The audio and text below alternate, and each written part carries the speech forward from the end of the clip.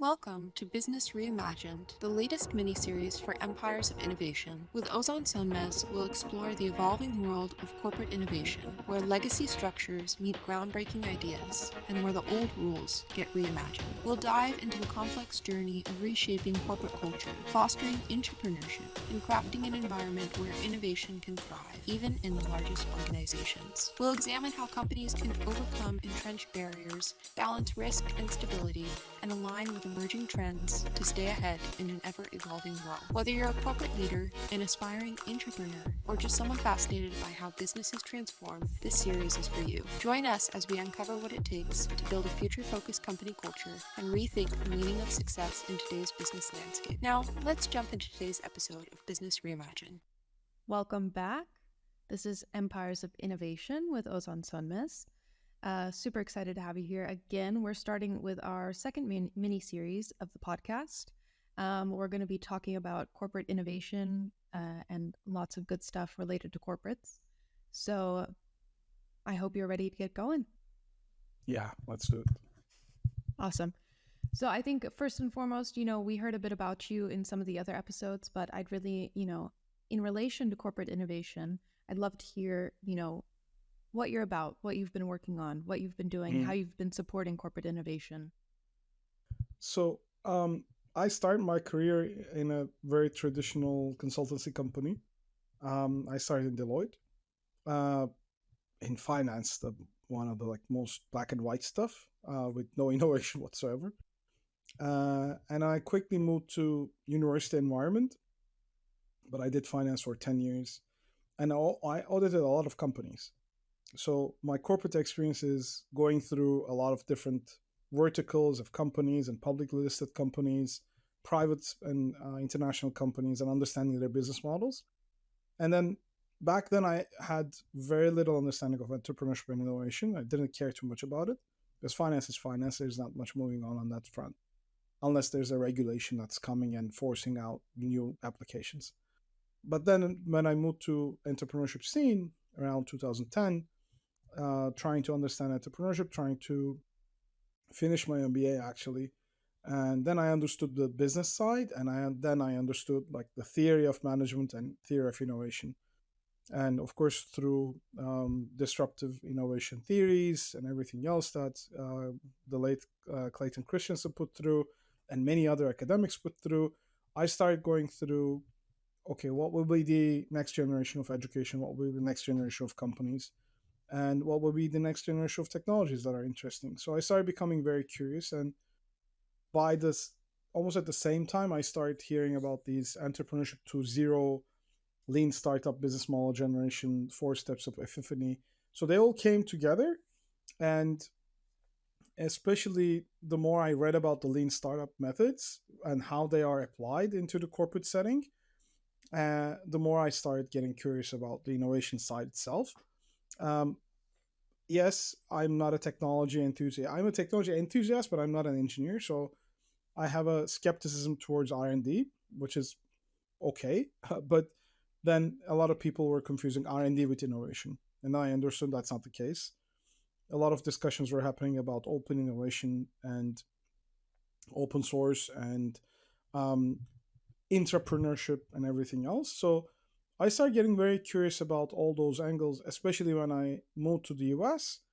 Then I figured out a lot of these venture capital companies have their funding from large entities or their corporate venture capital, which is using that tool, alternative investment tool, as a way to be relevant, to stay relevant.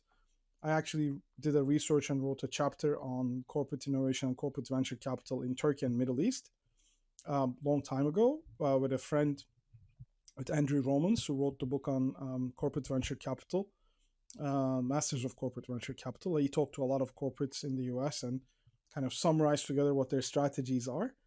And all of a sudden, I started finding myself more in the circle of corporate innovation and corporate entrepreneurship because some companies were afraid of becoming irrelevant, becoming disrupted.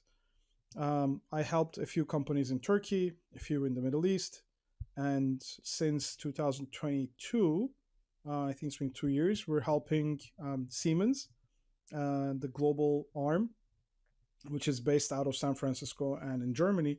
And we help Siemens engineers to think about corporate entrepreneurship as a tool for corporate innovation.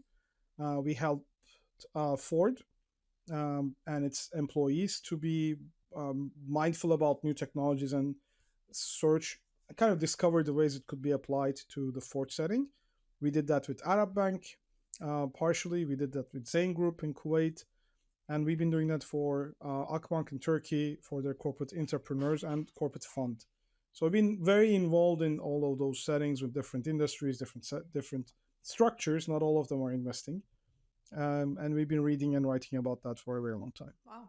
It sounds like a really like diverse group of corporates that you're working with. True. Did they approach you, or do you put out bids to work with them, or how did you kind of stumble across these opportunities? So all of them have different cases.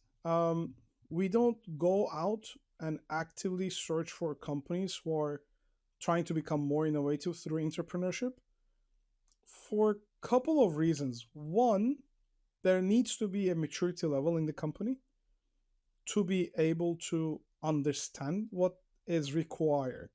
Even the thought process of why should we let our internal sources, employees, work out different solutions is a challenge in the corporate setting. So it really takes a long time for the corporate body to realize what they should be doing, and only then they can look for service providers or partners like us.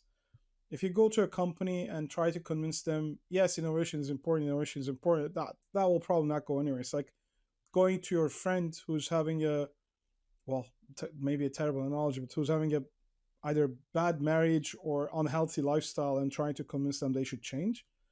That won't probably happen. Like they'll listen to you, but they will not do the work uh, because it needs to be internalized first.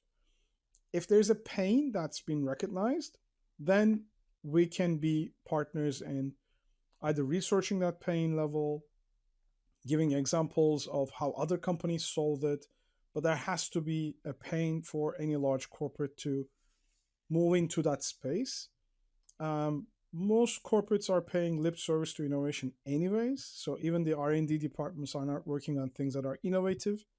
They're only working on things that are 1% or 0.1% improvements, which is like more development than research.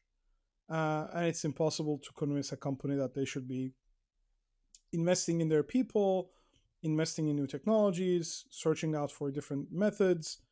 That's a very uphill battle. So once the corporates realize, hey, we're missing out on something, then they're ready to take the medicine.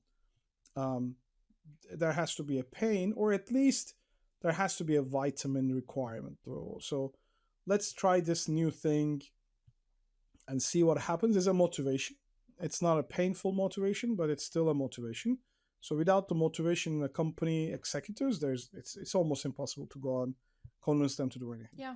I mean, I think for a lot of people that might be tuning in, especially like startup founders or anybody who's really interested in innovation, corporate innovation almost sounds a little bit contradictory because you Yeah, think of these kind of oxymoronic. like slow moving giants who don't necessarily take the time to be like creating a new product or a new service or Mm-hmm. really offering anything innovative. So I guess that kind of begs the question, like, how can corporates foster this innovation, and how can they really get going and sort of have this side of the business that is focused on the future? So I think if I had to choose one word for that like answer, I think it's competition. Um, if a company is facing competition, whether from existing rivals or from potential new rivals, that is usually the triggering point. Before that, the other maybe word is opportunity. A lot of corporates are triggered either by fear that they're going to lose against competition or by hope. Oh, if we get into this, we can actually get a lot of money. We can get a lot of return on investment. So those things will drive, especially publicly traded companies, because they need to provide results to shareholders. Even for privately held large enterprises, that is the case. And usually that case is driven mostly out of not fear, but mostly out of opportunity. Um, in times of technological shift, companies are very late in adapting. And it's not only the old methods of doing business or old business models, old economy companies like oil and mining and education. It's even the new technology companies are not very good at following the trends. One large example is like Google missed out on social pretty bad. They tried to catch up with it, they couldn't. A lot of companies missed out on mobile. Even the new ones who kind of led the world into the online education or online structures, digital structures, kind of missed out on other things. So every large company is designed to be good at doing what they're doing, and anything new is a threat. It's either a threat or an opportunity. So the ability of large companies to decide, okay, let's see where this goes, is usually an independent endeavor of a board member or an independent endeavor of a C-level executive. Sometimes it's the independent interest of the second or third generation leader in a family company. So we've seen a lot of good cases on those. If they are trained in a different setting, if they are seeing different opportunities in their domains outside of their companies, it's easier to start exploring. And most companies are not good at exploring. They're good at execution. That's why they're good. They've done something, they explored something once in a while, once upon a time. Now they're really good at executing what's happening, and they're not really open to go back to that exploration phase. So if they have these catalysts of innovation, internal catalysts or champions of innovation, then there is abundant resources and abundant methodologies, various ways they can engage with either startups or with incubation or with acceleration programs or with corporate venture capital or with direct investing or with anything that's related to partnership building and open innovation sourcing.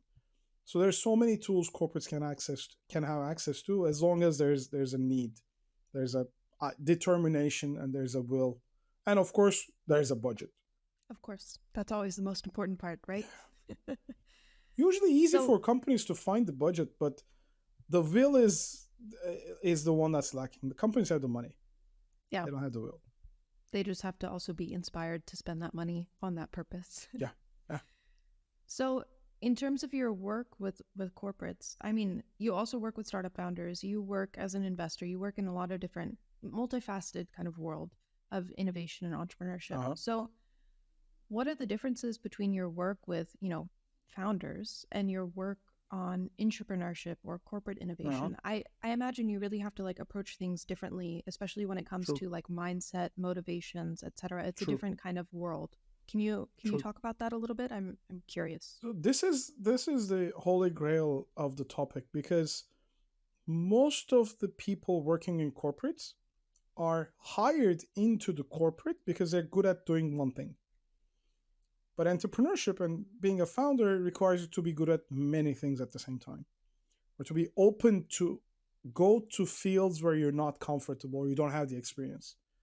If you're an engineer, you're hired to do engineering work in one large company. But if you want to come up with your own idea and execute that idea, discover that idea, validate that idea, execute that idea, you need different skill sets. It's not impossible, definitely not impossible, but it requires a mind shift, because they have to be comfortable with the idea of failure on many things. They should be open to the idea of failure because, yes, they're inside a company, they're exploring if there's a value proposition for an idea that they had outside of the company in the real market, and they may not be. So, one thing that's very often the problem with corporate entrepreneurs is they come up with an idea and they have a corporate ego. They have an ego of a professional. They say, okay, I came up with this idea. I know it's going to work. But then you force them through methodologies and you force them to really go out and figure out. Sometimes that actually is not a really important problem. It's not like their idea is good or bad. The ideas are not by themselves good or bad. The ideas are just ideas. It's not important. They change over time, especially when they really meet the problem set through the market. Um, Muhammad Ali has this famous saying like, "All boxers against me had a plan until I punched them in the face." It's like that's pretty much the case. Like the market will have its own say, and the market is not going to care if you have been working in this large company for the last 20 years or not. It's the market is the market. The problem is the problem, and the customers are the customers.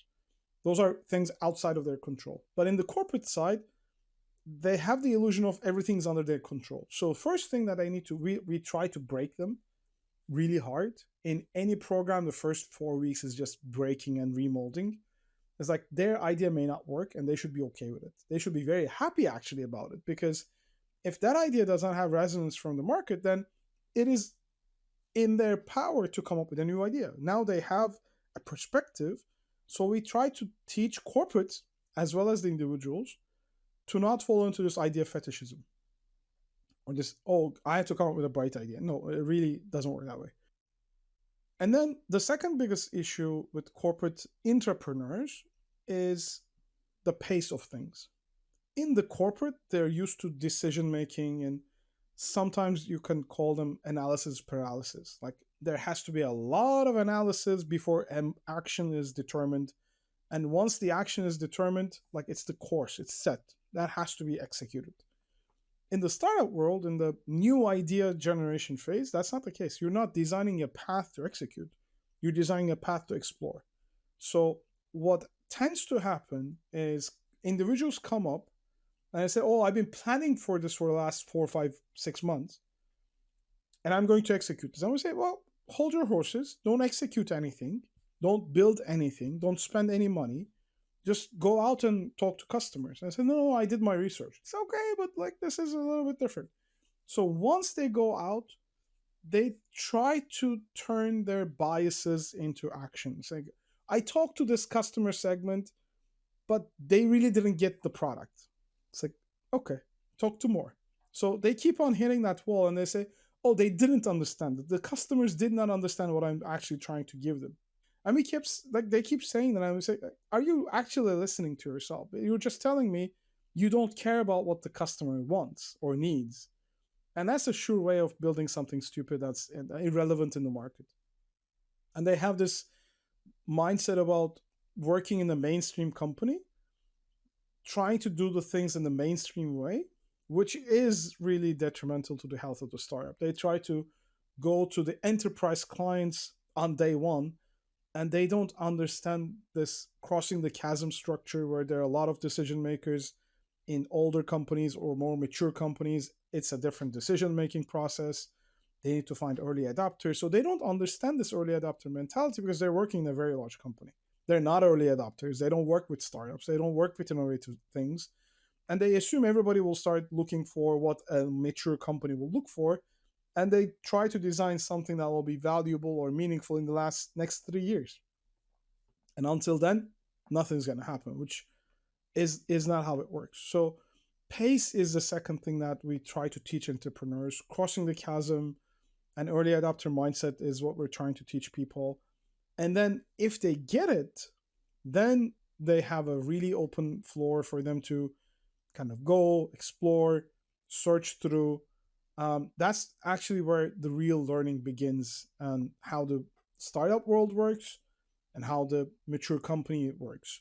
For startups, same problems. Most startups also start by trying to address the large market, the mature market, with decision makers who wouldn't touch anything new unless it's been proven in the market. But it's easier for startups to understand because unless they understand, they run out of money.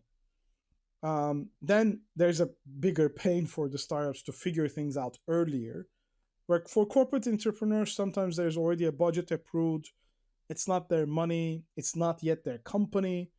So they feel they're spending the company's resources, which they don't, they care about, of course, because they don't want their company to go belly up, but it's not as painful as a startup founders like nightmares. Oh, I'm going to run out of money. I'm going to run out of money. They're like, okay, if this doesn't work, if the company's resources are spent, I have my job. I don't have to do this outside. So the learning process is less painful and less urgent for the corporate entrepreneur. And that's why we try to change and give them the perspective of a founder. So they feel pain, they feel urgency, they feel prioritization. Now, I think that's also a very important word. Yeah, I mean that's a total mindset shift, right? You're True. comfy cozy True. in your into your role.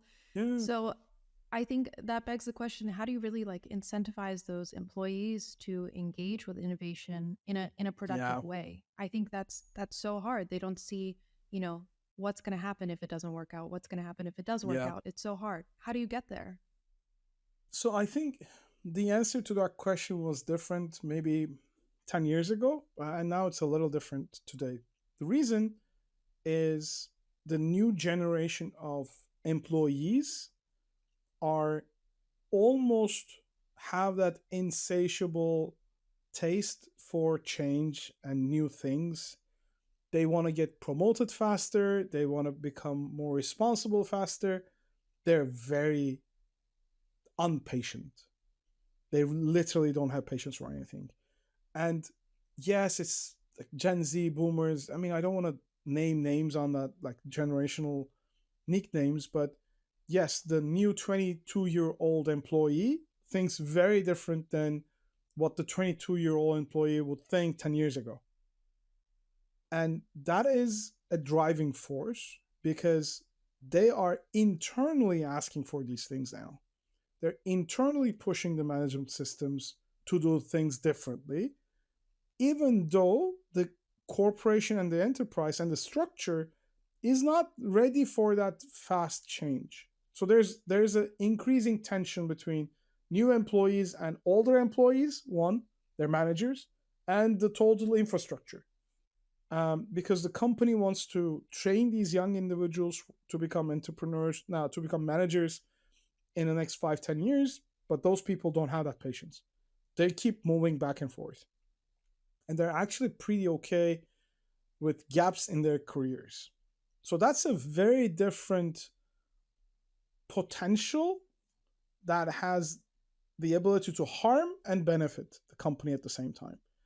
With older employees, or not in age wise older, in people who are working in the same company for the next last 10 years or 20 years, they are actually, maybe I should use the word cautiously, they are a little sick and tired of how things are done.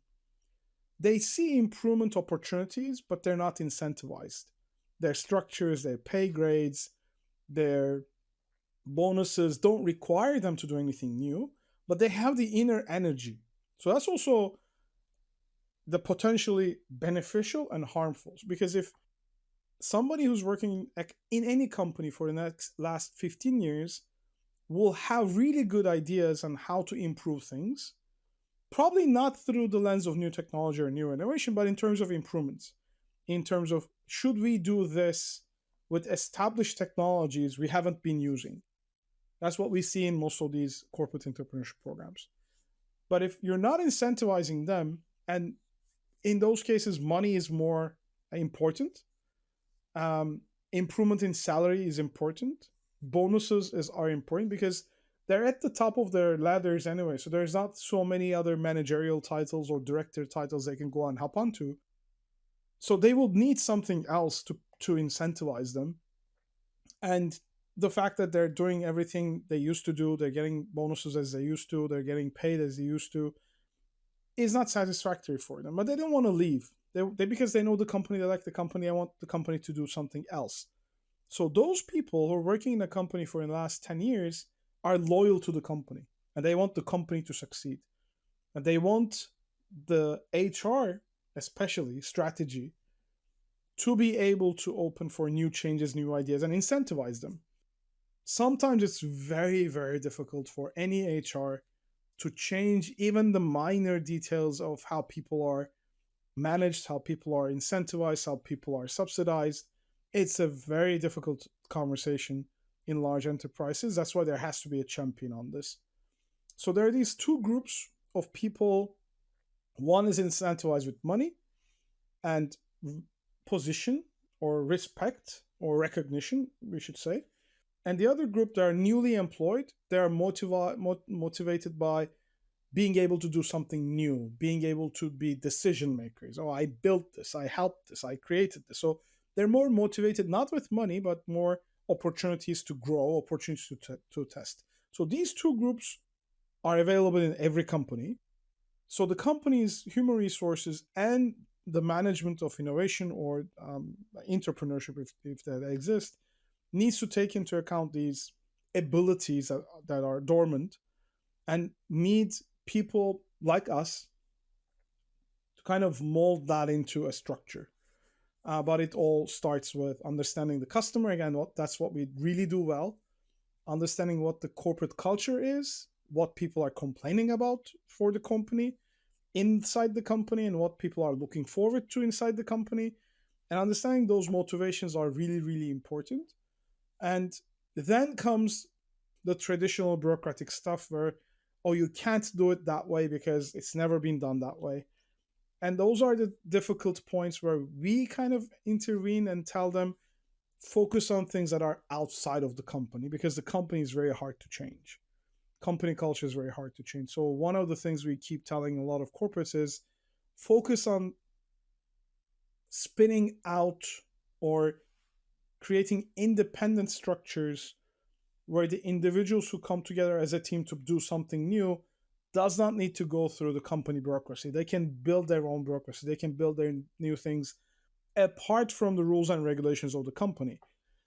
Because at the end of the day, if anything goes to any legal or compliance officer inside the company, it starts with a no. Their job is to say no, because that's not the way it's done. That's not the way it's in the books. That's not the way it was approved in the general ledger or in anything. So you can't really instill something new into the company if it's not legally approved, if it's not HR approved, and those things take ages. So our utmost recommendation to companies who are trying to do something internally for their internal people is don't have these people report internally, don't have these people get approvals internally, because like then that's almost like a giving birth to a still baby, unfortunately.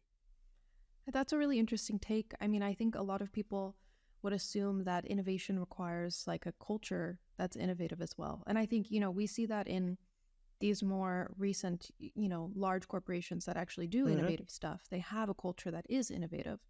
But, you're saying when you look at older companies, older corporates that don't really have that culture, you're saying to kind of ignore that aspect or ignore it for the time being.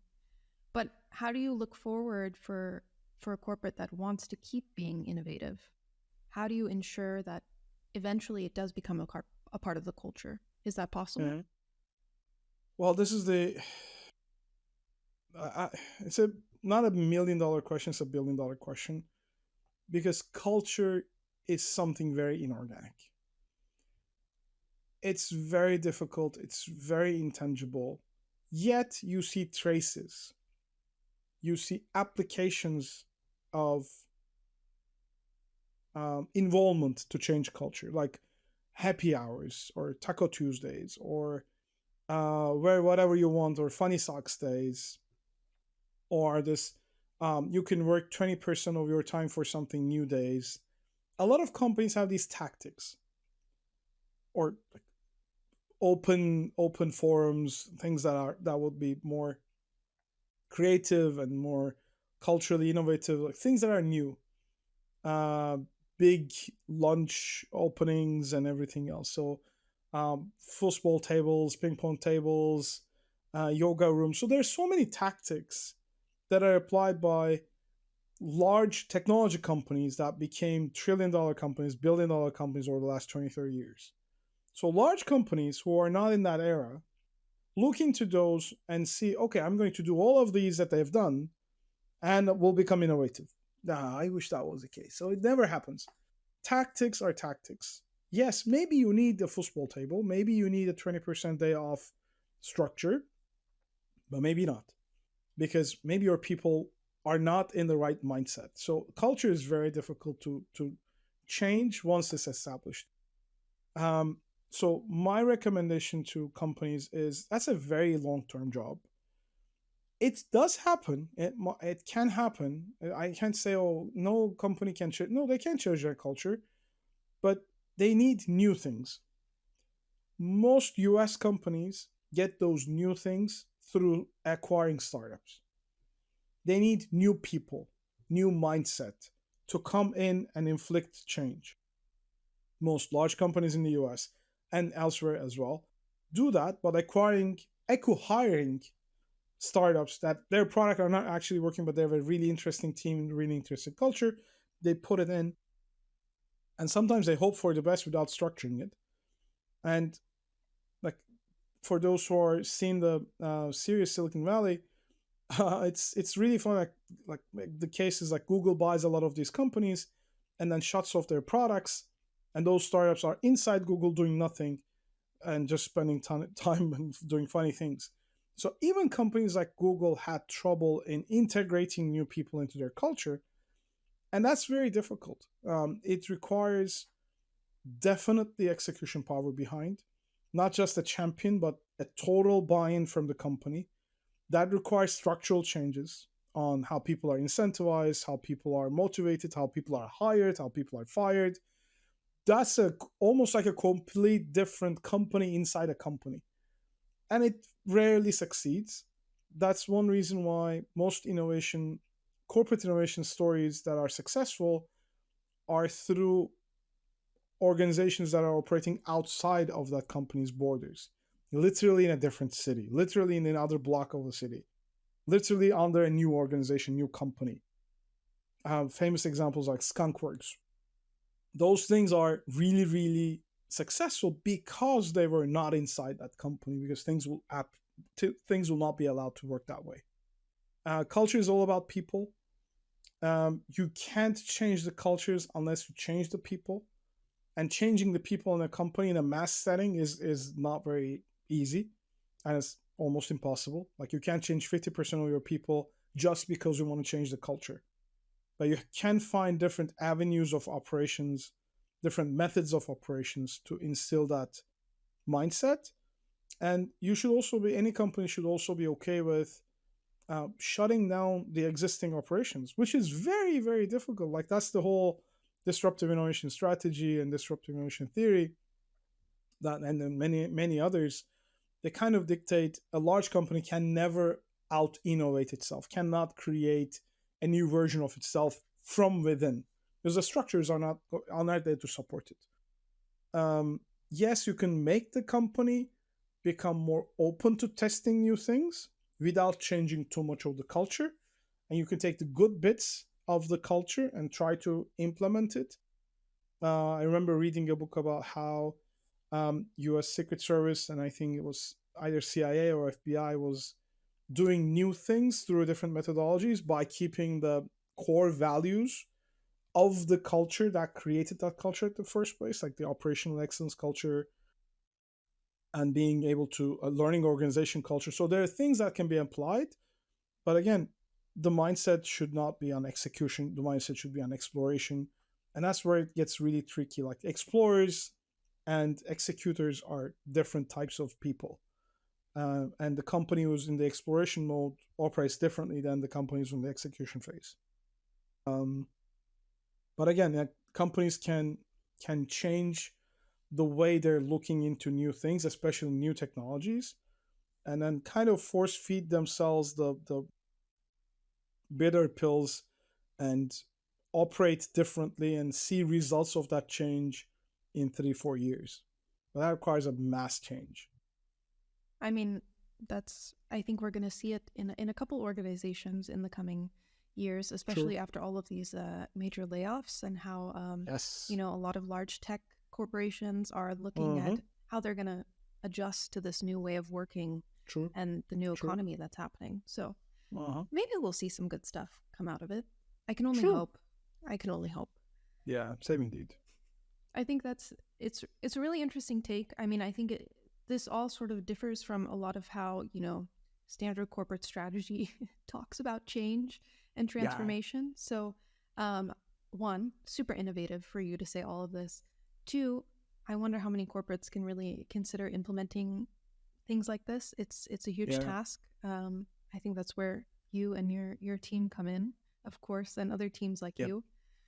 Um, I think I'm really interested to know, like, how can you put in a strategy and a support system to really effectively manage and implement eventually these employee ideas that come out of Uh, corporate innovation programs, corporate innovation settings. How do you go about that when you work with corporates? so there, it's like a decision making matrix. So one of the things is we ask the leaders who approach us or kind of we start engaging with is what are you doing in the incentivization structure? HR is definitely a key part of this. What are you doing in hiring? What are you doing in R&D? So hiring and incentivization, two different parts of the HR curve, and also involves finance and R&D as well. Because what we have seen in some companies that we no longer work with or didn't had the chance to work with is they have a very R&D dominated discussion in terms of innovation. So before there was the word innovation, all of this was R&D. Now most companies have changed that and put it under innovation department or innovation programs. So R&D suddenly becomes part of the innovation dilemma. But because there is no other choice, no other program on innovation, all of a sudden the R&D takes over just the word and does everything R&D way, which is no problem. I mean, this works. Like it's not like we never say R&D doesn't work. R&D works. But one thing that doesn't work in R&D is they have to have a set budget. That's what the structure becomes. You go as an R&D leader, you go to your management and say, okay, I need this much amount of money. And for your leaders, you prepare as an R&D leader what will happen if the company spends that much money. So that's predictable. Oh, we do this, we do this, we do this. Some things will work, some things will not work. There is, yes, an understanding of failure is an option, but it's not embedded into the cycle of decision making. Well, let's ask X amount of X million dollars, and the company executives, especially finance and general management, will assume that X million dollars of investments will return something in the next year. It's not like it will return something in the next 10 years. A lot of companies don't have this 10-year visions in terms of technology improvements. They have a yearly cycle of budgets. And that's the stress factor for anybody doing R&D. They have to provide results. So there's very little room for experimentation. There's very little room for exploration. And they don't want to go to their management and say, hey, we blew up that money, but you know what? We learned a lot. There's no money value on learning, especially in the financial budgets, which I used to run. So because of that, like limitation, innovation is not R&D and R&D is not innovation. So they have to work both hands in hand. So we ask corporates, are you actually okay with incentivizing your people differently? Do you have the potential to hire people differently? And do you have the potential to put a separate structure outside the domain of R&D into this program? Or will you put this program into the decision making tool of R&D? Will the entrepreneurs need to come and ask money as if the only thing they will be doing is R&D and everything should be on testing level? So if the answers to those questions are workable, even if the answers are not yet is okay because they don't know how to do it. If they knew, they would have done it already. So we kind of give them examples. We say, okay, if your HR is okay, here are a couple of things that they can be doing in hiring. If your HR is okay, here's a couple of ways that you should be building a program to incentivize your people. And then yes, legally or structurally, this is not R&D, so there will not be a result immediately coming out of this spending in the next 1 year. So your finance and your R&D should be okay with that. If they're not, if they're going to be mingling around with budgets and cutting them out and like looking for results, of course, results are important. Results are what companies will live for. But you cannot create results in a year for a company with a corporate entrepreneurship program it's highly unlikely that anything good will happen in the first year or two of that individual team. So there's so many examples of new startups that are now billion-dollar startups, but their first year was shitty. They were just trying to get something out the door. But the next 2 years, next 3 years, next 4 years, they start to do exponential growth. And most companies are not understanding this exponential path. One big example that we give is like Coca-Cola. I mean, one reason was, I mean, it's been documented, so it's not a secret. Coca-Cola started doing corporate startup weekends and corporate hackathons because they couldn't wrap their heads around how no-name startups that are created only a year ago are now billion-dollar companies, where we need to do so much to create $1 billion of value. Like, we need to be doing a lot of resource allocation, get a lot of things out of the ground, like water and sugar and everything else, put them in a factory, put them through structures, put them into our large distribution networks to make $1 billion. What on earth these companies are doing differently than us that are just $1 billion companies in 2 years? Like I say, that it's again, it's out of this world for the corporate setting, but to us, it's very normal.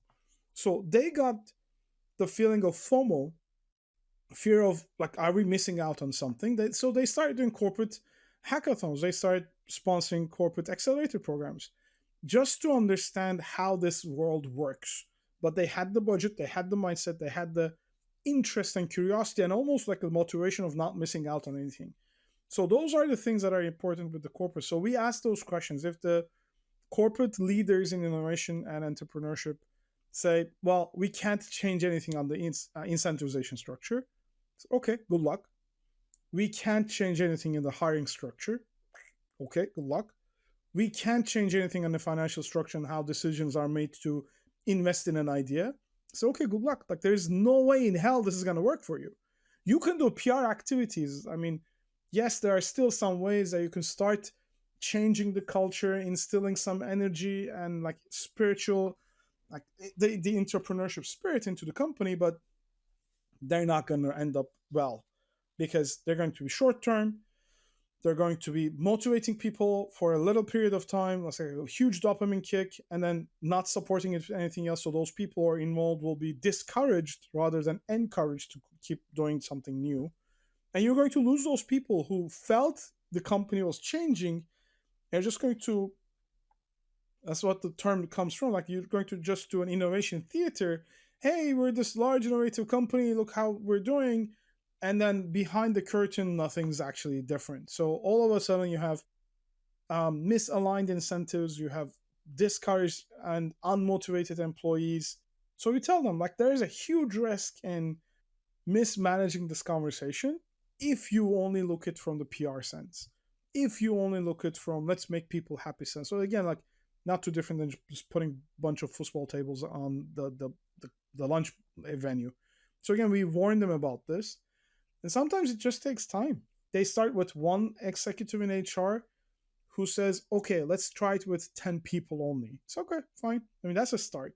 And then you move on, and then you move on, and you move on. That's how the corporates that we work with. I think the best example so far has been Akbank.